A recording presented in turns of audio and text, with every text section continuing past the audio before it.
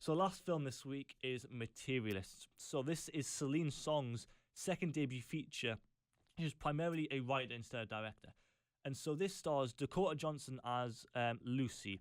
She is this smart and sort of dedicated matchmaker who works for an agency specialising in setting people up to go on dates. She helps out all sorts of different clients and characters, wealthy people, poor people, old people, young people, different ethnicities, different backgrounds, all these kinds of things, anyone you can imagine. And she tries and helps them to find their one true love. And she's also trying to navigate her own complicated life and moral battles as well, as these characters in these films always do. Lucy's very successful at what she does, and at one point we are told that she's responsible for 9 weddings, so she's very good at her job and what she does. One day, complications arise though when 2 men come into her life. Her struggling actor ex-boyfriend John, played by Chris Evans, and smooth millionaire Harry, who she meets at a wedding. Pedro Pascal, who Hollywood seems to be in love with this guy at the minute for whatever reason. Everywhere. But her personal and professional world basically begin to clash and collide, and she's forced to make a choice between wealthy and success or happiness and love. Take a listen. Love is easy. Is it? I find it to be the most difficult thing in the world. That's because we can't help it. It just walks into our lives sometimes. Are you hitting on me? Definitely not. But I do think that you would be a great match for a lot of our clients. We need more straight men in New York City. You look about 6 feet tall. How much money do you make? Just straight up like that. I make 80 grand a year before taxes. Do you make more or less than that? More. I know. Finance, right? Private equity. Do you want a drink? Sure. What do you want? Coke and beer.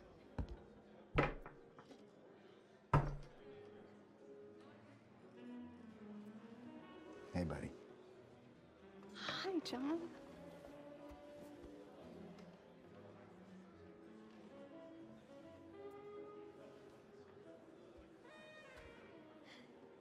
Working now, obviously, but talk after dinner service? Yeah.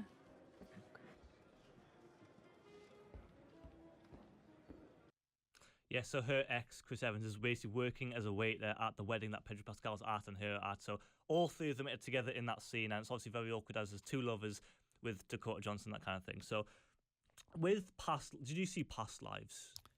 Yeah, I saw that. I think that I know what you mean with that kind of like different element. And I'll quickly say that about Materialists is that I'm not the biggest fan of the rom-com genre because I do tend to think it's once you've seen one, you see them all. Yeah. But I do think, like when you say Past Lives and Materialists, I do think there's been like a recent resurgence of people reworking the genre. Yeah, exactly. So yeah, I just think that.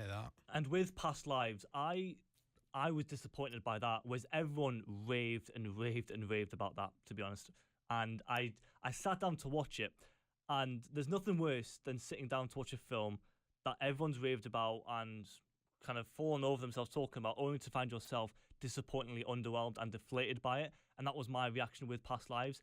And despite the fact that that was gorgeously made and looked astonishing, there was just something about that prevented me from being completely and utterly emotionally engaged with the story. It didn't have like the soul to it. And with the characters as well. No, I couldn't get on with the characters or the story or the emotion, no matter how hard I tried. And I'm definitely in the minority for that one. But with Materialists though, this is one of the rare occasions which I've been in the minority this much, and nothing can change. With Past Lives, I really, really was alone in that and thinking, nothing could change my mind, even though no matter how hard I tried to be convinced by other people, it just didn't work for me. But we all know that the more you read in these kinds of reactions and reviews, it sets you up for failure. Because I read loads of things about 5 stars reviews for Past Lives, and I was like, yeah. So it was basically like a haunted spirit hovering over my shoulder with Materialists, staring at me aggressively as I watched this, fully aware that her previous film just didn't work for me. I wanted this to be different, and it was. And so much more than I anticipated it being. I loved Materialists. I absolutely loved it. I really wasn't prepared for how swept up I ended up being here. And I find that Materialists can be humorously compared to Will Smith's Hitch, purely in the sense that these two are about the same thing at the end of the day. But that comparison might make some people like laugh and chuckle, but it's true. But it goes without saying that this is a far more sophisticated, buttoned up A24 version of Hitch, and that's how it is. But I've never encountered a piece of cinema that understands love and romance as well as this does, and knows how to capture it this well. It's one of the softest films I have ever seen. And there were two incredible monologues that Chris Evans and Pedro Pascal deliver to Dakota Johnson's character, both whilst on like a date with her, both in different scenes. Each one convincing her why she should be with them and vice versa.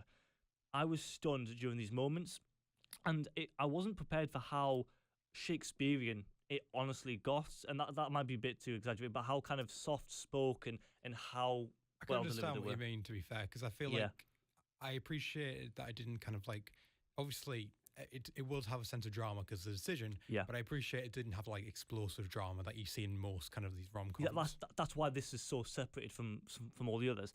But the patience, the framing, the delivery, the performances from each other from all three of the leads was astonishing, and it perfectly demonstrates how well this film understands the romance genre. The two monologues that are delivered by Evans and Pascal are, the patience of framing, everything about it is still, and it's quiet, and it's patient, and it's really well captured. And I have to say, I've never seen a film have this much of a crush on its own characters as much as this does. I mean, all the film goes, look how beautiful these three leads are, look how glorious looking they are, and that kind of thing. I mean, even when you see the promotion, though, a lot of the promotion around the movie is just them kind of like... I mean, I'll be honest with you, Pedro Pascal and Chris Evans in the promotional interviews, you've seen them, they're staring into each other's eyes. Exactly. And Diego Johnson's in the middle going, oh. Yeah, and the film, has its own crush on its own actors, which is funny to see. But every performance across the board is fantastic, and to single anyone out would be unfair, I think. But one of the many things Materialists does so well is showcase just how different these men's lives are from each other, and just how different their worlds are. The dirty, poor underbelly of Chris Evans, but then the lavish, golden wealth of Pascal's. But each one is as important to each each one are. But the whole film is so incredibly tender and mesmerizingly captured, and knows exactly what it wants to be doing. And this is what I was missing from Past Lives. This is why I couldn't connect with Past Lives, but I'm glad I felt it here. I wanted to love Past Lives, but again, something about it was like preventing me from fully immersing myself in and fully losing myself to it. But the film knows and remembers to explore the beautiful side of dating, but also the courage, bravery, and the brains and the smart sort of, and the intelligence to explore what happens when things go wrong, and the uglier side of this kind of dating organization, how it works. And it doesn't let its warm and cuddly exterior get in the way. But to be more specific, what would happen when a date organized and found by this agency takes a dark and dangerous turn, and what happens, like what must be done to prevent and handle it. And without wishing to give too much away, there's a client of Lucy's who is attacked on a man on a date, and it's up to Lucy to deal with these consequences and fix them. And this man got really drunk and abused this woman who the agency set up with. And, as any film exploring love should, the film does deal with the idea of domestic violence and abuse with appropriate maturity, but also with powerful emotion that I was really sucked into, that I was really taken back by. And I was already on board with everything going on with the story and the characters. But I love that the film had the intelligence and awareness to explore both sides of love. Yes, let's explore and celebrate, being together and loving one like another, and and being with each other. But what happens when something goes really badly wrong, and what happens when things do take a dark turn? And it gave the story some real depth and maturity that just made me love it even more. And it's one of the biggest surprises of the year for me. And even if others don't share my praise, I don't mind if I'm on the minority for this one either. And the last time I was kind of this on my own for a film was with Alien Romulus. And with Alien Romulus, I think Alien Romulus was better than Alien, the first Alien film. And these are two examples of me really having to defend myself with a film. But for me, this is a 5-star film. And the main thing I loved was the fact that, yes, the performances are fantastic. It's captured so beautifully, and it understands love. But as well as that, it's the fact that, yes, we're going to explore the dark side of love. That many rom-coms, I can't remember the last rom-com I saw that explore the idea of domestic violence and domestic abuse and this kind of thing. And so the fact that the film is as beautifully captured as it is, and as understands love as well as it does, and romantic cinema. Yes, we're going to explore the dark underbelly side of that, and we'll also, make sure to cover all areas. And the fact that it did that earned my respect. It's a 5-star film for me, and it's in cinemas everywhere for you now to check out.